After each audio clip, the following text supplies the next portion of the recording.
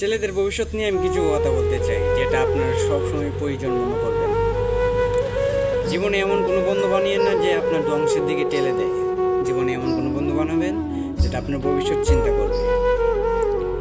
আর এমন বন্ধু দেখবেন যে আপনি জুয়া খেলতেছেন, জুয়া খেলার মধ্যে জিতে গেছেন, তখন বলবে কিন্তু খাওয়াইতে।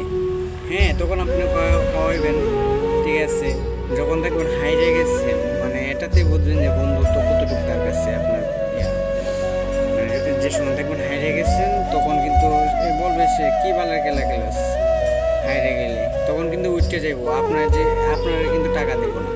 যে হ্যাঁ, জুয়া খেলবেন কেন, জুয়া খেলবেন, তবুও দেখবেন যদি আপনার মধ্যে এটা তাকে মানে অনেক বেট খেলেন, মানে এমন যদি তাকে যে আপনি জুয়া খেলতেছেন, আপনার বন্ধু দেখতেছে যে সময় দেখছেন 500 থেকে 1000%, তখনই কিন্তু ও বলবে খাওয়াইতে। আর যখন দেখবেন 1000% লস খেয়ে গেছেন পুরোটা, তখন কি উঠতে যাবো, কিন্তু আপনাকে 1 টাকা দিয়েও সাহায্য করবো না, কিন্তু জিতলে তাকে খাওয়াইতে হইব।